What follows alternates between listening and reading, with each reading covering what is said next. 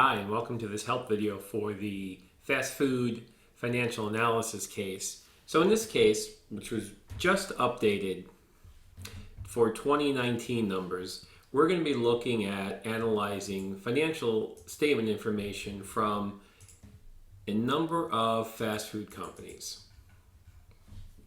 So this first one is Chipotle Mexican Grill, and then we have McDonald's, and I'm just going to put the down here in the tab, so I want to put the information up here too. And then we have Wendy's, so I'm just putting the ticker symbol in here, make this a little bigger. And then we have Yum,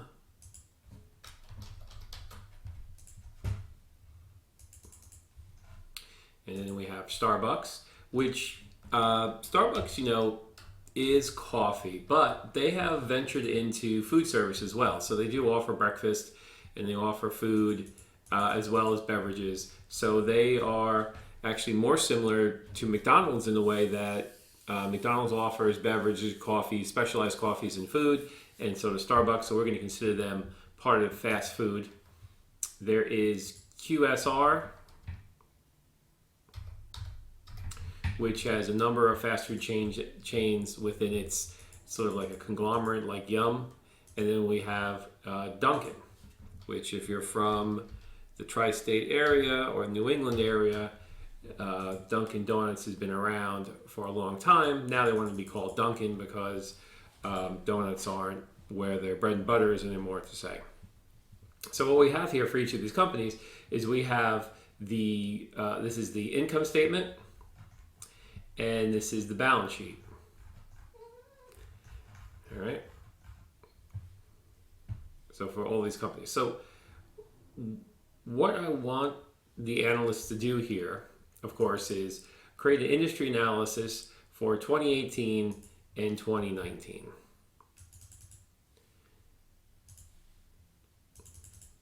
And then create a year-over-year change from 2019 to 2018 to see how the industry has changed. Okay, so part one would be to complete the industry analysis. I started using your Excel skills to speed things up. So you could use things, you could test around here. You could use things like VLOOKUP, HLOOKUP, macros to try to speed up the input. Or you could just take the long, sad way of individually updating every cell. So I want you to complete industry 2019 and industry 2018 worksheets, and then complete the year over year, the calculated percent year over year change for each cell, and clean up the formatting of each individual stock worksheet. So let's just start on that. So when you come here, you see that certain things should be expressed as a percentage. Other things should be expressed as a dollar amount, as a currency. So this is what I mean about cleaning up the information here. So if things are meant to be percentages, you want to make them percentages, and usually with percentages we like to go at least 1 or 2 decimal points out. And things that are dollars, we want to put those into currencies. No need to show change, except if it's under $100, you should probably show change. Okay.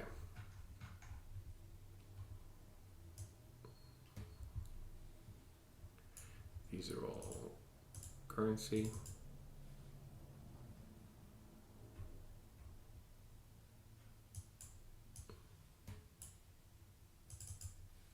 These are shares, so this is not currency.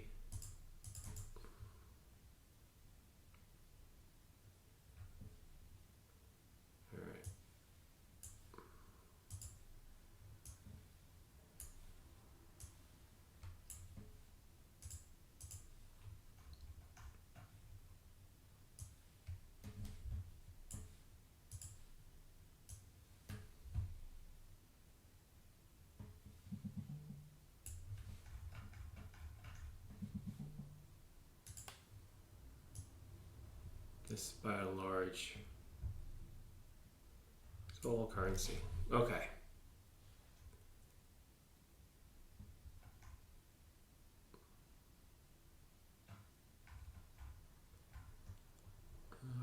So I think I have most everything here.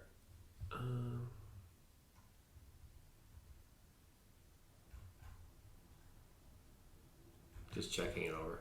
Okay, so that's what I mean by cleaning up the data, making that look good. And so these are the individual income statement balance sheet accounts for each of the companies. So we'll start with 2018. So here for Chipotle Mexican Grill, what we want to do is we're going to say, we want to tie these back to the spreadsheet. So for 2018, we're going to say equals, enter. So you want to make sure that this may not be aligned the same. So you can't just take this and copy it down because the alignment is different. So you could use perhaps a VLOOKUP here. You could use, I'm going to go ahead and just put all these formats into currency, and then because most of them are currency anyway, so I could change the rest of them later. So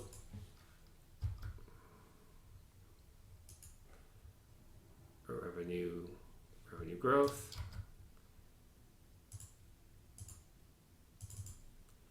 cost of revenue, sometimes called cost of goods sold. So you get the idea. You're bringing the information for 2018 over here, gross profit. Now this could either be calculated or you could pull it in from the other side, whatever you prefer to do. I'm just going to go ahead and pull it in.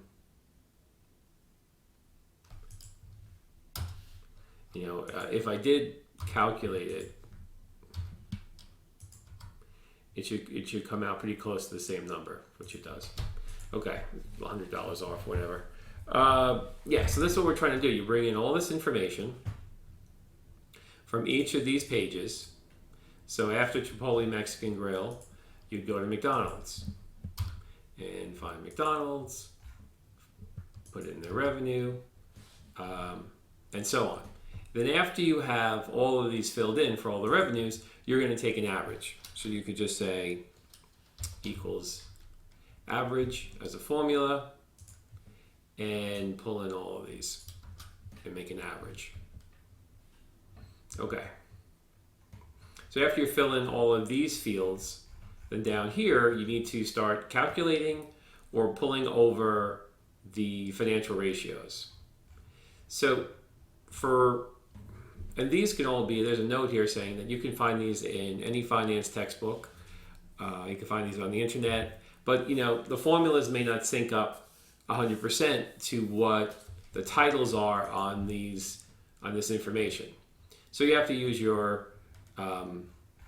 best judgment. Some formulas may include things like preferred dividends, but there might not be preferred dividends.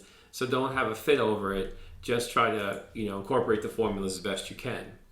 For some things like net profit margin, you could calculate, or they're also stated in the spreadsheet here. So here we have net profit margin. So that could be brought over also. But it might be better to calculate it, because in that way you don't have to bring it over for all of the companies. You could, for calculation, that's why I would suggest for these not to just bring them over from the data set here, but just calculate them using the financial ratio formulas.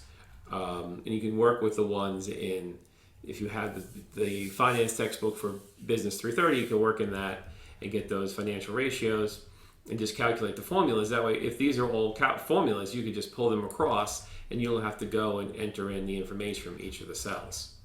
Okay, now you would do the same thing for 2019, except you're using 2019 information, right? So I just go over to Chipotle Mexican Grill, and here I would pull in 2019.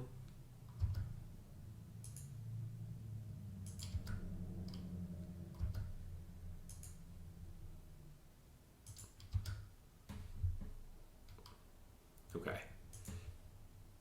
And what you could do, once you have this page formatted, you can just hit your formatting your paintbrush, and you can format this section here. So you don't have to, you know, reformat all of them just in the same alignment, you can just use this paste feature to paste the format over. Okay, so that's what we're doing. Now we're doing, so that way when we get to the year over year for revenue, we can say, and the formula's in here and the notes in here, but basically what we're saying is new minus old divided by old. So we're going to take the new, which is 2019, minus the old, which is 2018, divided by the old.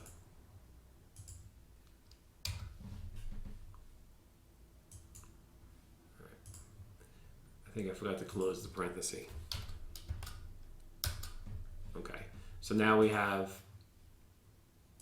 put this in the percent, we have a year-over-year increase in revenue of 14%.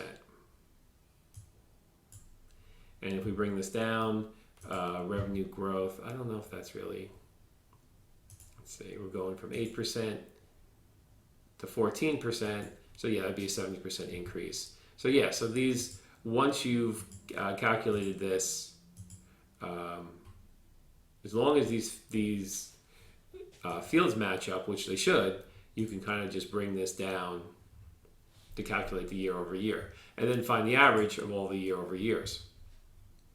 Okay, back to the memo. So part one is done. Part two is you want to use if statements to determine the best stocks to buy. See rules for each ratio below. So in the points worksheet, convert recommendations to points. So if you find something is a strong buy, that's equal to 2 points. A buy is 1 point, a hold is 0, and a sell is -1. And then we want those to be totaled. Create an executive summary to discuss the results. Okay, so here are the rules. And then what we're doing is we're going to create, if statements. If statements. So, for example, current ratio, if you look at the memo, it says current ratio, higher than average equals a buy, lower than average equals a sell. So this one would just be a pretty simple if statement. That would be if greater than the average, just be an if statement here, and it would be if the current ratio here is greater than the average, if true, that would equal a buy. If false, that would equal a sell. So let me just kind of I'll set that up for you. So so we'd have to go back. We're looking at the 2019 table. So if we had a current ratio, say we calculated the current ratio to be 5, and the average current ratio was 4. And maybe what you should do is take this title up here and bring it down here. So the 4 would be here. So say a hypothetical 4 would be the average. So if we're going to do the points here, again, we insert this if statement, and we'd say if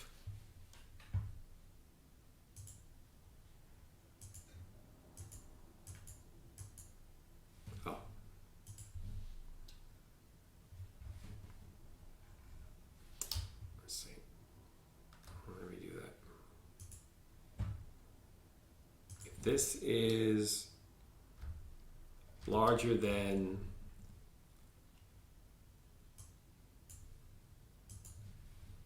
if true, 1, if false, 0. Okay, so that's actually how you would do the points.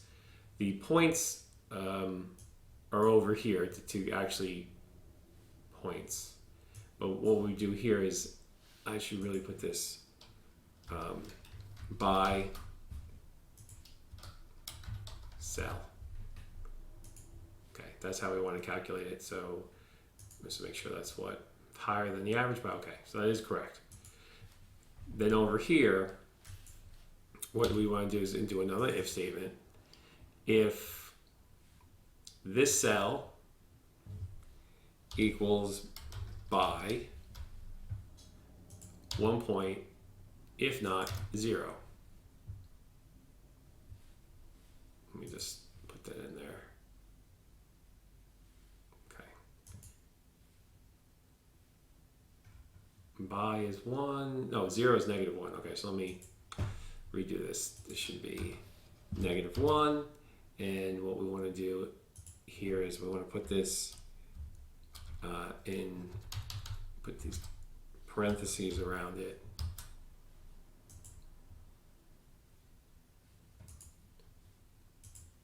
It might be.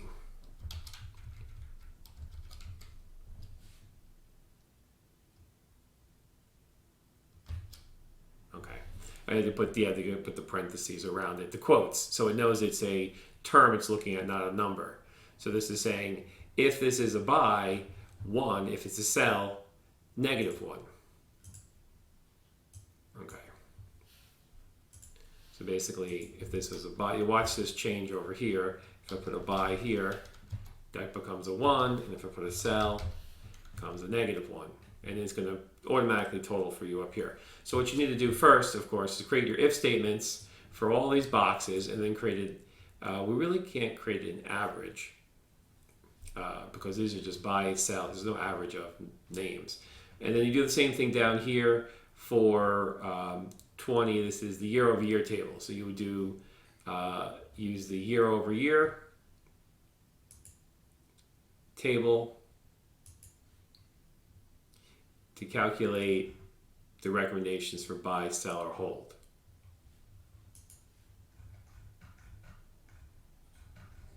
So here would be the year-over-year rules. There's separate rules for them. Some of them may have multiple rules. They may not just be buy, sell. It could be strong buy, hold, sell, and that would require a nested if to do that.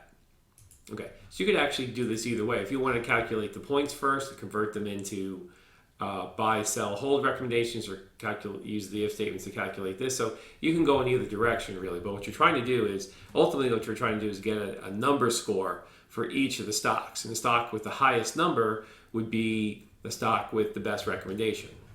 So once you complete that, then you're ready. It will take a while to formulate all these if statements. Believe me, after this case, you'll be an expert in if statements and nested ifs. So after you do that, you need to write the executive summary. In the executive summary, I want you to talk about each of the stocks, what their score is, what stock seems to be the best, indicating the most favorable to buy, which is the most favorable to sell, and kind of analyze the results of what you did here. And basically what we're trying to do is make sort of a little logical spreadsheet to help us analyze stocks more efficiently. Okay, so that's my help file to go over this case. You have a better idea of how to complete this. Good luck with this case, and I'm looking forward to reviewing your executive summary. Thank you.